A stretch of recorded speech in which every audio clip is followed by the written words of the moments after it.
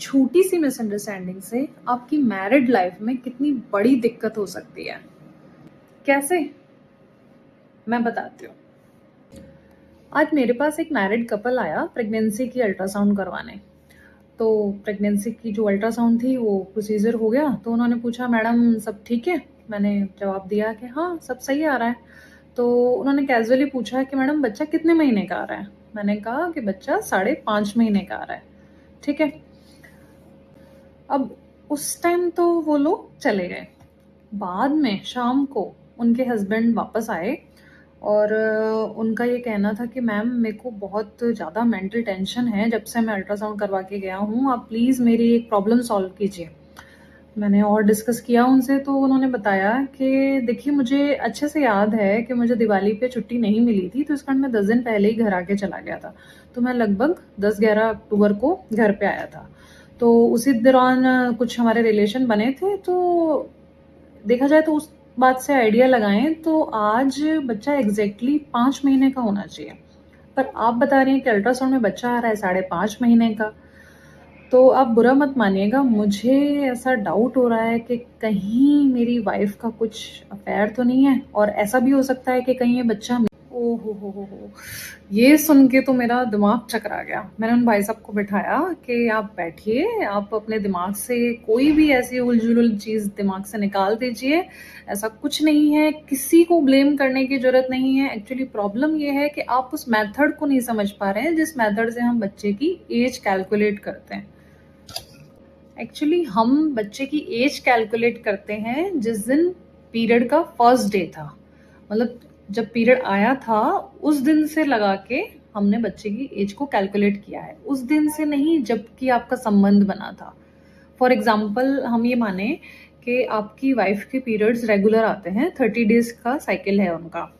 मतलब जैसे कि आज अगर 25 तारीख है और आज उनका पीरियड आया है, तो आज से 30 दिन लगा के अगला पीरियड आ जाएगा 30 दिन बाद में, और ये रेगुलर साइकिल चल रहा है उनका। तो आज जब पीरियड आया है उसके 15वें या 16वें दिन उनकी ओवरी यानी अंडाशय एग रिलीज करती है, मतलब एग का निर्माण करती है। तो वो जो टाइम रहता है जब एग रिलीज होता है, उस टाइम पे अगर संबंध बने तो ये टाइम सबसे मैक्सिमम पॉसिबिलिटी वाला टाइम है जब प्रेगनेंसी लगने की संभावना सबसे ज़्यादा होती है। अब जब आपका कहना है जब वो 10 या 12 अक्टूबर का टाइम था, उस टाइम पे जब रिलेशन बना था, तो एक्चुअली उनका वही टाइम चल रहा था जब ओवरी ने एग रिलीज किया था, और क्योंकि उसी टाइम संबंध बने तो वो प्रेगनेंसी लग गई। अब आपके अकॉर्डिंग तो क्योंकि उस दिन से आप कैलकुलेट कर रहे हैं तो बच्चा 5.5 महीने का होना चाहिए, जबकि प्रेगनेंसी कैलकुलेशन जो हमारी मशीन्स कर रही हैं, अल्ट्रासाउंड मशीन्स कर रही हैं, वो जो स्टार्टिंग डेट ले रही हैं उससे 15 दिन पहले को, जिस दिन पीरियड का फर्स्ट डे था, उससे कैलकुलेट कर रही हैं। तो हमारे अकॉर्डिंग बच्चा इसलिए 5.5 महीने का आ रहा है, जबकि आपके रिलेशन के अकॉर्डिंग वो बच्चा 5 महीने का होना चाहिए। तो इसलिए जो मेथड है कैलकुलेट करने का, उसके कारण, उसको ना समझने के कारण आप ये सब मिसअंडरस्टैंडिंग क्रिएट कर रहे हैं। ऐसा कुछ नहीं है। आपका जो है फैमिली में कोई प्रॉब्लम नहीं है, तो ऐसी कोई भी चीज़ दिमाग से निकाल दीजिए और ये समझिए कि प्रेगनेंसी में बच्चे की एज कैलकुलेशन LMP के, मतलब लास्ट मंथ ऑफ पीरियड के फर्स्ट डेट से की जाती है। Thank you. एक्चुअली सही बताएं तो ये फर्स्ट केस नहीं है। कई बार ऐसे केसेस आते हैं कि मैडम शादी को तो 1 ही महीने हुए हैं, जबकि आप बता रहे हैं कि प्रेगनेंसी 1.5 महीने की है, तो ये कैसे कि क्या बच्चा शादी से पहले ही लग गया था?